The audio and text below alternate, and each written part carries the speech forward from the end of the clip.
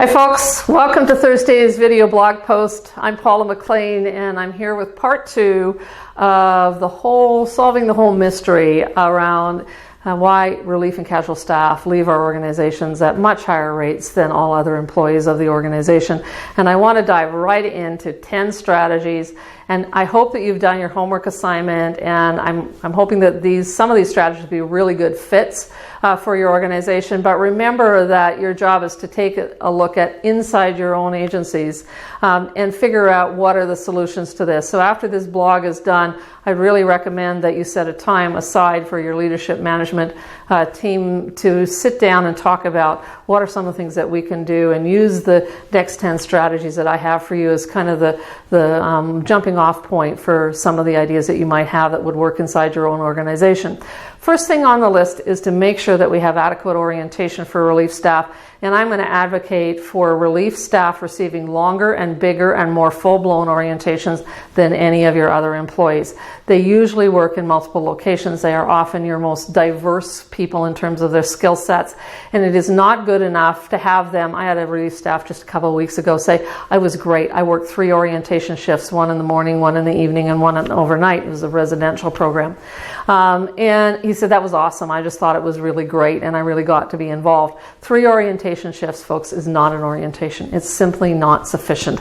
Now, I know that there are time pressures, and it's important to have people getting to work, but you want them to get to work fully qualified and making good judgment calls and doing their jobs well. So make sure that you plan time and put people on the orientation of relief staff that really creates a sense of involvement, engagement. It gives them the confidence that they know what is expected of them when they work with whatever team, whatever program, whatever area or location they're going to.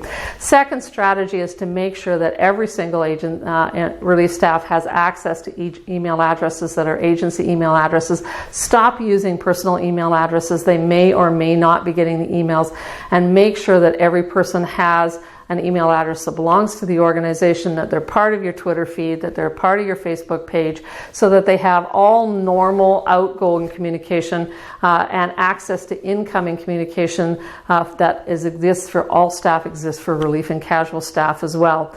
Make sure that relief staff, third point on our list, have access to all of the normal contact that with their teams and with their supervisors. And again, my suggestion is to make sure that every relief staff has a single supervisor who is their point person. That could be the supervisor or manager of the program where they work the most hours. It could be your relief coordinator if it's appropriate for that person in that role, but it is someone in a leadership role who is a connected point, a single connected point for your relief staff to have that sense of communication to go to for problem solving, to go to for information, or to provide feedback with. We need to be varying the days and times of team meetings so that at least on a rotating basis, some relief staff are able to attend team meetings. We need to make sure that there is face-to-face contact, as well as you can create a buddy system within your team and help the buddy make a connection with each one of the relief staff. If you have a team of 5, if each person on your team has contact with one relief staff, it kind of diffuses the amount of communication that has to happen to a one-to-one relationship, and that supports the relief staff's engagement, sense of belonging, and it stops some of the social isolation that relief staff tell us is a real issue. The next thing on the list is to make sure that employees who are working in relief and casual roles are invited to training. They may or may not be able to attend. Think about, if it's really key training, duplicating that training in evening hours, in weekend hours, in early morning hours, whatever works for your relief team. And also to get good video technology going so that your critical training is videotaped. Put it on your server. Give your relief staff access to that training, and anybody else that happened to have missed the training can follow it as well.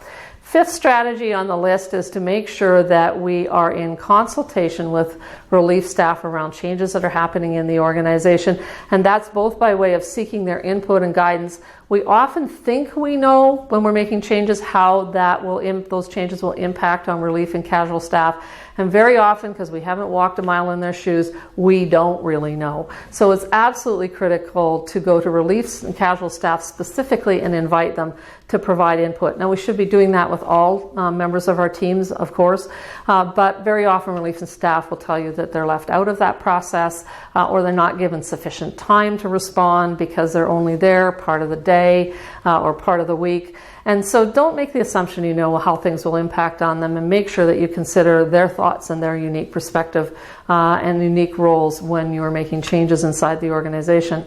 Sixth strategy on the list is to ensure that every single supervisor and manager knows by face and name every one of the relief and casual staff that you have on the team. Absolutely critical that we create a sense of leadership connection with the people who are our backbone and with whom we could not function.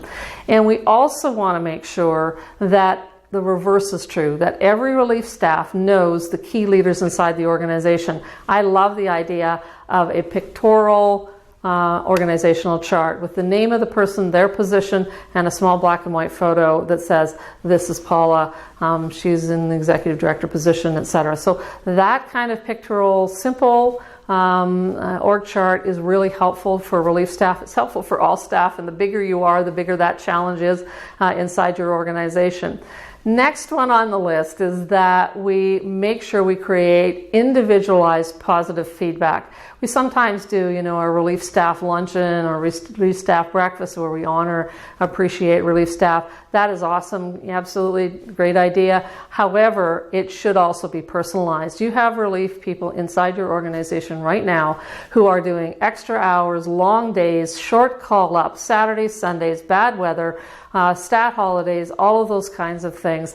And there needs to be an individual and personalized recognition so that it says clearly we appreciate you as a person who is helping us as an organization function in a positive way. So make sure you personalize that. Make sure that you do it regularly. Do it more rather than less. It creates a sense of a belonging and attachment, and it also influences whether or not that same person will say the yes the next time when you call them with only 2 hours notice and tell them that on a snowy Sunday they need to go to work. So that appreciation and recognition needs to be personalized. Eighth thing on our list is that we need to include relief staff in normal compensation changes. We should be doing performance appraisals. We should be doing annual increments if those are available to other people.